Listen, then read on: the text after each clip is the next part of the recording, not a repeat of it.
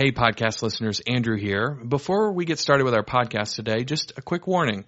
At the beginning of our podcast, during the introduction, we tell a story and talk about the topic of suicide. If this is something you'd like to skip for any reason, you can jump ahead a few minutes, or if you want to see a specific time to jump to, you can look in the show notes. Thanks.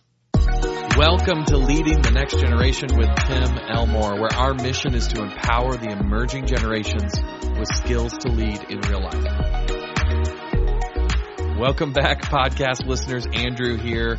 And with me, as always, is Dr. Tim Elmore. How are you, Tim? I'm very well. Good. Are you doing good? I'm doing great. I'm excited about today's conversation. I'm extremely excited, not just excited. Oh, wow. Yeah. It's going to be really good then. Yeah. So today we're talking about shaping Generation Z's worldview, and we're using this term worldview that probably most of our listeners would be familiar with, but maybe some of them aren't. But I think you want to speak to, this is one of those topics that's sort of the thing under all of the other conversations we have. Yeah. We talk about technology, we talk about education, and all these different topics.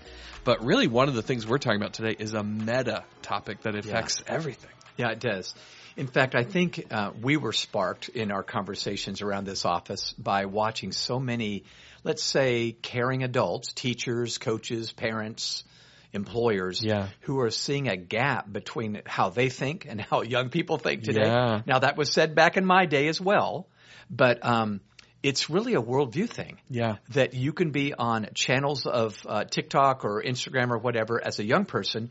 You can be on your own echo chamber as an adult, but come up with different philosophies of life. So a worldview, quite simply defined, is a particular philosophy of life or a conception of the world. So someone might travel and go, oh my gosh, I've broadened my worldview by experiencing a whole new culture. Yeah. Okay? Yeah. So you and I have thought a lot about worldview. You actually spent some time in college not only thinking about this, but speaking on this. Yeah, it was one of my very first job actually right out of college. Is I was in charge of what we called the Worldview Initiative. But we would travel around and put on conferences and talk about worldview and ideas and beliefs and how do we make decisions and where do worldviews come from and all those kinds of things. It was quite fascinating. Yeah, it is to me too. So today, as teachers, parents, coaches, and youth workers, we watch Generation Z, even millennials, maybe even Gen Alpha, grow up, and we're seeing a distance in how they view life. Yeah. We see cancel culture. We see opposite viewpoints on major social issues. Yeah. A divide, even anger, confusion, and resentment.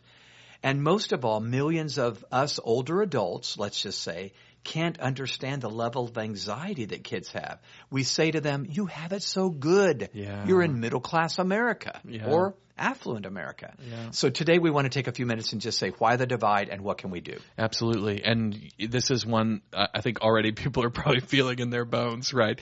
This sort of disconnect. So I'm hoping we're going to bring some clarity to this conversation. Yeah. So I have a sad case study to begin with today. Okay. I met Jasmine last year when she was 21 years old. She had asked to meet with me to talk about career options, but our conversation turned into something far more important. She expressed to me her doubts about life in general. Yeah. Her anxieties about so many issues, from climate change to mass shootings, which are real. Yeah. And to her, the future looked bleak. Jasmine was melancholy and even cynical about the world, and she was barely into adulthood. Yeah. The sad outcome came a month later. Jasmine's body was discovered in her apartment. She had completed suicide and left a note that her parents had kept hidden for weeks. The note basically read, and they just now were okay with this being shared. Jasmine said in her suicide note, when I looked around me, I don't see anything I can trust. I have no passions because I can't see anything I can believe in. I don't see a reason to go on. Sorry. Jasmine's pessimism, in my point of view, may sound extreme, but she's a product of a very common worldview. Yeah. So then, Andrew, I sat down with a group of Gen Zers, a focus group, call it, between 16 and 22 years old, and I brought this story up, Jasmine. These young people represented different races, genders, income levels, and perspectives, so I felt like this is a great chance to just talk about their worldview. I wanted to find out what made them tick and what made this so common. Their responses to my questions confirmed what I'd gathered from Gen Zers all over the U.S. One respondent said her identity is fluid. She is constantly overwhelmed. She wants to be an entrepreneur. She's lonely. And her passion is for society to fundamentally change. So this is a summary of this generation. Yeah. So many of them are looking at the world in a way that feels incomprehensible to generations above them. Frankly, I'm a millennial. I'm 34 years old. And even I am looking at them and going, how did we get here? Yeah. You know? Yeah. And I think the perspective of the stories you just told and the different comments that were just made comes from growing up in a very different world with a very different worldview. That's right. It is morphed over time. So, listeners, I want to lay out 3 worldviews. All of them still exist, but the first one is evaporating. The third one is coming on stronger than ever. Yeah. But this has happened over time. And Andrew, I do welcome your input on this because as a student of this topic, you've learned stuff over the years. Yeah. But I'm going to try to make this simpler for listeners that maybe don't spend time every day thinking about this, but you do see this divide between kids and adults. I am now recognizing how much our youth generation's worldview has morphed into complete postmodern ideals. Their perspective has evolved from beyond where Gen X and Gen Y has been. Yep. And so let me summarize it this way. Worldview number 1 could be called pre-modern thought. And it was mostly shaped by ritual. So, Andrew, this has been around not just centuries, millenniums. Yeah. Okay? And it lasted for millenniums throughout the long agricultural age. So you go back lots and lots and lots of years. Those living during this period, centuries and centuries and centuries ago, made decisions based on what their ancestors did. Yeah. Think about this. Yeah. And often formed their beliefs and worldview from superstition. This is what's been passed down to me from my great-great-great-great-grandparents to great-grandparents to grandparents to parents. And nothing much changed for long periods of time. In fact, think about this, listeners. Science at this point was archaic and played only a small role in everyday life. Witch hunts occurred. Outliers were imprisoned. Think Galileo, who went to prison, that sort of thing. And people believed the world was flat back then. Yeah. So leaders came to power during this period of time based on divine appointment and familial right. You were the king because you were once a prince in the right family, right? Yeah. There was not a complete absence of logic, but life was less about common sense and more about common practice. Yeah. Okay? Yeah. So I think we all remember reading about that in our history books, but think about this. In fact, I think of the show that we've probably all seen either on a play or on a movie, Fiddler on the Roof. Yep. Tradition, tradition. I had to sing it. You had okay? to. All right? Yeah. So that's pre-modern thought. Yeah. It was shaped mostly by ritual. Yeah. Okay? Yeah. The next worldview emerged over time, not overnight, and it was modern thought. And this was shaped mostly not by ritual, but by reason. Now reason became the norm for discovery and belief, okay? And this period lasted for centuries, not millenniums, but it lasted basically from the Renaissance through the Industrial Age. Yeah. Okay? And with the dawn of the Enlightenment and the Renaissance, reason played a much larger role in our worldview. Logic and rationale shaped modern thought, okay? It was the search for theoretical, objective, and analytical truth. Science now forced people to adapt their beliefs. Evidence-based decisions were common, and democracies emerged. In fact, our country was shaped during this time. Yeah. We even said we hold these truths to be, what was it? Self-evident. That's right. Reason. Yeah, so we wouldn't have said that centuries ago. America could not have been formed centuries and centuries and centuries before. It just, people would have gone, no, just do what your mom did. Do what your dad did, So reason became king at this time, all right? So now this is a very different time. Now the emerging generation and the established adult generation or population were making decisions together because it's reason that tells us what to do. Yeah. Okay? All right. Now, number 3, we did pre-modern, modern, postmodern thought. We've all heard that term. We've heard that term for decades now. Even if we didn't know what it meant. That's right. Yeah. That's right.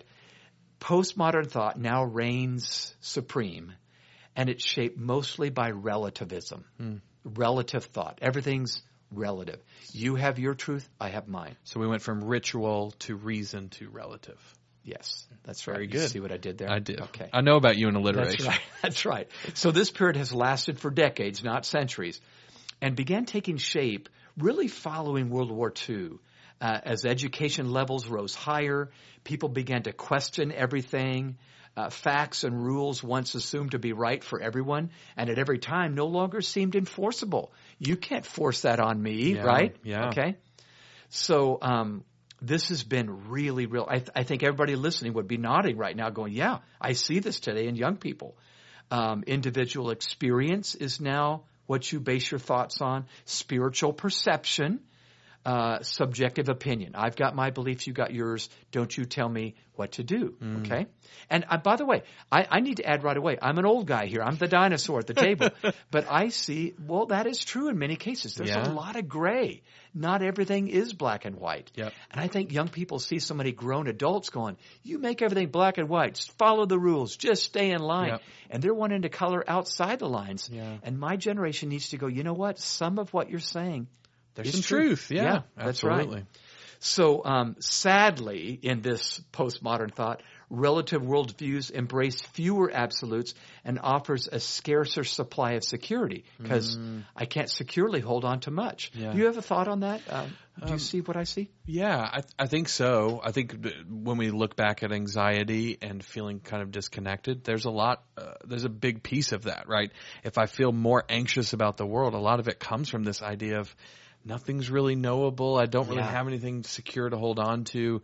And I think, for whatever faults black and white thinking has, one of the positives is I feel very confident in what I believe, right? So wrestling down, especially at a young age, with a world that doesn't have black and white components to it to make it really clear can be really challenging for a young mind especially. Absolutely. And I think this is helpful for me. Forget everybody else. For me, just to be more empathetic. This is a really weird time to be growing up. Yeah. Gen Z feels very fluid in their beliefs, their gender preferences oftentimes. Yeah. And we're going, what? Yeah. What are you doing? So, Andrew, I would say the danger of pre-modern thought is it merely perpetuates the past without much examination or evaluation. I heard one teenager put it, pre-modernism is peer pressure from dead people. I thought, that is so true. That's what it is. Yeah, it is. The danger of modern thought is it boxes everything into a category and reduces life to a series of facts. Most people recognize this oversimplifies issues way too much. Yep. But then the danger of postmodern thought is that it purports that all truth is relative and some truth may actually be objective. Yeah. I mean, the law of gravity. I don't care if you live in China or America. The law of gravity is going to pull you down. Yeah. That is an absolute truth. Yeah. So we need to be careful there. We don't reconcile with that a lot of times. Yeah. I just listened to this fascinating podcast. We haven't even talked about this, Tim, but she was talking about different eras of how we found truth, right? Yeah. And she used 3 words for 3 different eras that line up perfectly with what we're talking about. Okay. She said that pre-modern era was the era of mystery, where anything you didn't understand was attributed to the divine. Yeah, right? that's right. Acts of God. Exactly. Yeah. The modern era, she said, was the era of facts, which is one of the terms that you used here. It's the Sherlock Holmes era, right? Everything can be solved if you just find out the fact that you need. Investigate. Evidence is, what you're looking for. But she said today the pre-modern or the postmodern era is defined by data, which is a whole mass of information which can be manipulated and distorted to say whatever you want it to say. Yeah. And isn't that exactly what happens? Yeah. If I have an opinion, I can find some stat somewhere to back it up. Some website backs me up. It's so up. easy. Yeah. And all of that, the information that we have built, it has ballooned to the point where it's almost like we've sort of returned back to the time of mystery in some ways, which is very interesting. That's very insightful. So I think we need to help young people distinguish between facts and truth. Yeah. Facts change. Yeah. Driving on the right-hand side of the road in America, driving on the left-hand side in England. Yeah. But truth would be the law of gravity. And I do believe there are some absolute truths. Yep. Maybe not tons like my grandpa thought. Yeah. But there are some. And we've got to help young people. There are some facts, and they will change, data or data, that one website says this, another says that. But truth, I think it gives a sense of security that we all need. Yeah. Yeah. So you like a good Tim Elmore presentation, you give us a few columns here to think through how each of these ideas might compare with one another. So walk us through the differences between each of these eras and how they might have thought. I'll try to do this in a nutshell. And by the way, I'm very excited about this ebook that's going to be coming out. Yeah, so you're going to be able to see these pretty soon. Yeah, and hopefully make it a discussion guide with your young people listeners. Absolutely. So, okay, listeners, so I want you to picture 3 columns in your head: pre-modern worldview, modern worldview, and then postmodern worldview. And there are slight differences that may explain the differences you feel between generations today. Yeah. So the pre-modern worldview fostered community. Oh, yeah. Think about it. It's way before science or facts, or, well, not facts, but before research. So you were in an agricultural day. Yeah. You worked outside. It got cold. You need to stick together as a tribe. Let's believe the same things. Let's stick together. Truth comes from the other generations around me, so I need community in order to know what to do. That's exactly right. And that community, we're missing that today. So that was the good part about pre-modern, even if we don't like the unscientific way of thinking. Yeah. It did get us together. Yeah. Modern worldview fostered research. Yeah, like scientific discovery. Absolutely. Yeah. Now we're researching, so we may split from each other a little bit because I found some facts out, you know, blah, blah, blah. And now, Mom, you're wrong because this new report just came out that I showed hold something this different. truth to be self-evident. Okay? Yes, I'm a historian now. Well done. And then postmodern worldview fosters individuality. Yeah. Remember, you got your truth, I've got mine. Yep. Well, in some ways, that's good. It makes us way more acceptance of one another, accepting of one another. But boy, if we're putting everything in that category, it could be dangerous. Yeah. There is no absolute truth to stand on. This is one of the things I talked about in my book is how kids find community is different. It used to be you were in a community and you let that inform who you are. Yeah. Now you discover who you are and then you go choose your community as a result of that, right? I'm going to go find the group of people who like what I like or whatever. And that's that individual mindset. That's very good. All right, let's do a few more. Pre-modern worldview, it was built on tradition. Yep. Modern worldview is built on reason. Mm-hmm. Postmodern worldview, it's kind of built on subjective opinion. Yeah. You can find whatever data, conviction I have. That's right, yeah. Pre-modern worldview leads to superstition. Remember the witch hunts? Yeah. Well, you don't remember them, but you remember reading about Not personally, That's but right, yes, yeah. So there was superstitions back then that was dangerous. Yeah. In fact, if you were an outlaw, you might have been hung by evening that time because we don't have a jury to figure out the evidence. Yep. We're hanging you. You know, it's crazy. Modern worldview leads to stubborn mindsets because I'm not leaving this, research I just did. Postmodern worldview often leads to loneliness and isolation. Yeah. I've got my opinion, but I'm the only one. Yeah. You know? Yeah. Pre-modern worldview ignores the role of research. Modern worldview ignores the role of emotion. It was just all facts. Yeah. But postmodern view ignores the role of absolute truth. Yeah, like some of those truths you were talking about. So listeners, I want to guide your narrative as you're listening right now. I actually think we need all three and let each of the three play its role. Bring the weight and helpfulness that they bring. That's right, yeah. So one more real quick, and then there's way more in the ebook that we'll post later, listeners. Pre-modern worldview, everything is predetermined. I'm going to follow my ancestors. Modern worldview, everything is absolute, maybe too much. Postmodern worldview, everything is relative. And again, I think you're hearing us loud and clear. There's something negative and something positive, but there's a danger that lies in these three. And let me just kind of summarize that really quickly. Once we slip into one particular worldview, knowingly or unknowingly, we see life through that lens and miss the value of the others. Our paradigm helps us to see certain realities, but also to miss other realities. Whether we like it or not, our worldview instills in us presuppositions, where we presuppose truths because our minds need life to make sense. We need filing cabinets in our head. We assume life will fit into our schemas or frameworks that we begin to presume. And we begin to stereotype people and judge, sometimes prejudge. The word prejudice comes to mind, situations, and become predictive in what will happen, leaving out all sorts of good information that doesn't fit into our mental filing cabinets. Can you see that? Absolutely. It reminds me of that idea from Jonathan Haidt of the elephant and the rider, right? Once we have our presupposed worldview, the elephant of our emotions just starts following that blindly, and then we constantly are kind of making ourselves more and more comfortable with that. Yeah. So it happens all the time. So you mentioned earlier that you want us to begin embracing all three worldviews as the solution. So we're going to take a quick break. When we come back, I want to get you to talk more about that idea. Okay. So let's take a quick break. Hey, podcast listeners, Andrew here, and I want to tell you about a brand new free resource that is dropping very soon. Right now, the students that we're leading are part of a generation that often seems lost. They can carry strong opinions, which can cause conflict with their leaders. Understanding their perspective and how we can best lead them is the key to success with Generation Z.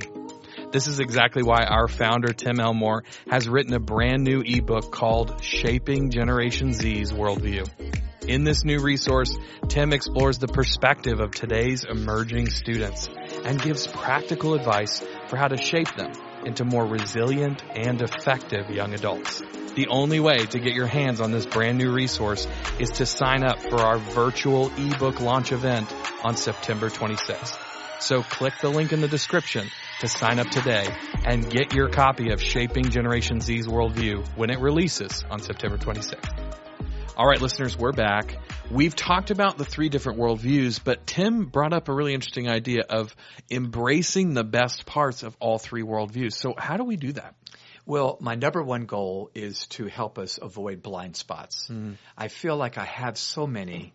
When I get in my little simple categories, it makes life easier. I'm getting old and tired. Yes. But it doesn't make life better. Yeah. So listeners, I want to help us avoid the blind spots. So let's talk about embracing the best parts of all three worldviews and why we should do this. Okay? Keep in mind that throughout history, there's been a reason why each of these worldviews emerged. It's because they each serve a need inside of us. All behavior solves a problem. Yeah. Right? Yeah. It made sense of the world we were in at that time. That's right. Yeah. So desires are the chief motivation for our actions. Value-based and reason-based views hold that desires are never complete in themselves. So I want you to consider this hypothesis, listeners. When we value the benefits from each worldview, we meet our deepest longings. The community, the data, all of that's necessary. Yeah. So let me say it again. When we value the benefits of each of these three worldviews, we meet our deepest longings. So let me share with you what I believe those deepest longings are. Based on the digging that I have done, I believe, well, we could probably come up with 300, but there are three really deep longings inside the human heart of every human being, young and old. Number one is indeed community. Yeah. Social science established long ago that humans are social creatures who are meant for connection. At our best, we enjoy social connections with many, emotional connections with a few, and intimate connections with even fewer, right? So it's kind of like concentric circles. But people dwell best together where there are strengths, and those strengths complement each other. Think about it. Millenniums ago, people learned to collaborate, forming tribes and communities from which they drew their identity and security. The pre-modern worldview naturally adopted and embraced this truth. Yeah. As we develop beyond the limitations of pre-modern thought, we must not ignore this deep need. Today, people endure greater levels of loneliness. There's a pandemic of loneliness around the world and isolation than at any time in modern history. We need to recapture the safe relational circles so that they can flourish. We're not meant to be islands. No, it may mean that we have to embrace some of the realities of pre-modern thought in order to fully embrace that community. Right. Yeah. But it's worth it because this is a really key need that we have. Okay, so you're part of the pre-modern thought with the University of Alabama. Yeah. It's a tribe. Roll Tide, that's right. Definitely you go to tribe. a football game, Yeah. Crimson, well, and of course every major football program will say, well, we got to, isn't that tradition? It is. You will do, people paint their bodies. Yep. It's nonsensical for these educated PhD. Oh, I don't care. Yeah. I got to try. See, we still have it. Yeah. And we need it. Some of us, well, all of us need this, but many of us will go to great lengths. Yeah. Some researchers call that our B complex. We have this ability to sort of drop our individual interests and take on the meaning of the group. Right. And I think we have that inside of us. We just often don't let ourselves get to that place, especially with our close friendships. Yeah, and I think we need to get better at that. Yeah, I agree. Okay. The second great need is meaning. Yeah. Everybody would agree. I need our life. I want my life to count. So the second great inward longing is that we have meaning and purpose. We find our most satisfying lives when we gain a sense of identity, then leverage our identity for something meaningful, a cause, dare I say, greater than ourselves. I believe we don't flourish without a purpose, and I'm not the only one saying that. The modern worldview helps us gain a reasonable sense of this meaning as science made advances, which later led to advances in art and archaeology, academics, and so many other advantages we enjoy. Yeah. So in short, I'm kind of capsulizing this. We captured a collective sense of meaning with these discoveries and remained in community with others. Yeah. Reason became the plumb line. Yeah. Sadly, as humanism took root during the Enlightenment, we began to forsake anything beyond our five senses. It was only about the reason. Yeah. And we began believing we might be the measure of all things in ourselves. And I just think I don't think humans are the complete end of all things. When we tried to answer the question of what is life all about with ourselves, we knew fundamentally deep down that's not a satisfying answer, which is kind of what led us to the postmodern worldview. Is we went, what was all of this progress for? And our ultimate answer was, it was for us. And that's not good enough. Yeah. We've got to be about something bigger outside of ourselves. It's so true. In order to find true meaning. Yeah. Our friend Dr. Jean Twenge at San Diego State, great researcher. She wrote The Me Generation, and she proposes after the data shows young people are into themselves, and we were. Yeah. I'm not going to be happy. I'm not going to be cost fulfilled to if that, it's just me. All right. So number 3. So number 1 was community. Number 2 was meaning. Number 3 is the word direction. If we enjoy the first 2 human needs, we often organically grow toward a third, which is clear direction. And when we gain clarity on our talents and skills, we experience a sense of competence, and we can focus our lives on doing something that matches who we are and what we possess. So we cannot flourish without focus and clarity. Fortunately, this can emerge for each of us individually. Unfortunately, we can believe that we can achieve it independent of others. And postmodern thought has nudged each of us into the discovery of what our truth is. Make sense? Yeah. Not necessarily toward each other. I wish it did both, but sometimes it doesn't. Now, at the same time, I'll acknowledge the outcomes have not all been positive, as people have commonly withdrawn from the support and accountability of a community. Yeah. In fact, I see young people say, you can't tell me what to do. Yeah. Well, but we need that. Yeah. Now, we don't need power trips in leaders. Yeah. But this is so here's my question. I know we need to wrap this up, but listeners, think this through. My question is, can we actually enjoy the benefits of all 3 in our lives today? And I think we can. I would say we need traditions. That's pre-modern. Yeah. And we need to belong to a community. Yeah. These enable us to have a clear sense of identity and become the best version of ourselves as we're part of something bigger than us. Yeah. But we need reason to answer our moral questions. There is a right and wrong. Yeah. Theft is not good. Dishonesty is not good. And Yeah. that will always be true if we're going to trust each other. Yeah. Okay? So with logical reasoning, we can use our hard thinking to lead us to making our choices of right and wrong. As individuals, we need a collective sense of judgment to make decisions on right and wrong.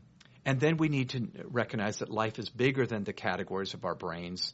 And we need mystery. I love the mystery that postmodernism embraces. Yeah. If you believe in God, God should be bigger than a category in your life. Yeah. And that's what I think postmodern belief nudges us to. Absolutely. Yeah. It's such an interesting idea of because the easiest thing I think for most of us to do is to kind of argue for our corner. Here's why what we were taught when we were growing up is the right way to think. Yeah. And what you're actually recommending is, what if every generation brought a perspective to the table that could actually help if we brought it all together and went, what can I learn from you? And what can you learn from me? And what can, and all of that coming together. I think that's such a wise view. That's what I'm thinking. So I hope this has made sense, listeners. Yeah. And there'll be more to come. We're going to talk more. We're going to do ebooks, but I just want to see you listen. You were thinking the other day about a really simple to understand metaphor, and I think it's a great thing to sort of keep in our brains as we're moving forward and thinking about how do these ideas apply to how we're leading our students. Yeah, well, it is simple. When my wife and I moved into our current house years ago, we noticed some cracks in the wall. It wasn't a new home, but it was new to us. Yeah. But there was some cracks in the walls. Now, they weren't bad at first, but we could see them.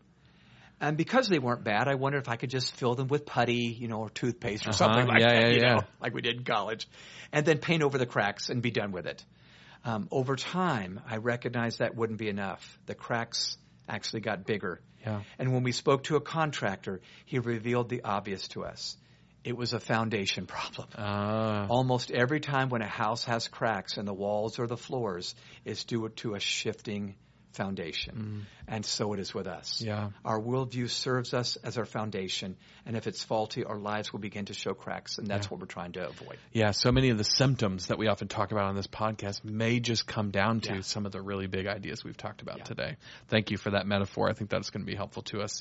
Well, listeners, if you're eager to continue this conversation and dig a little deeper, click the link in the show notes, and you can find out more about a brand new ebook we have coming out about worldviews and how we bring worldviews together. So if this conversation was riveting to you and you're like, man, I want more, we've got a great free ebook coming your way. So click the link in the show notes to find out more.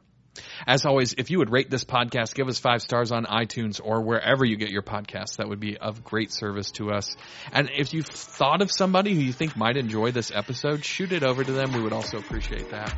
If you want to follow us online, we are at Growing Leaders and at Tim Elmore, pretty much everywhere you are.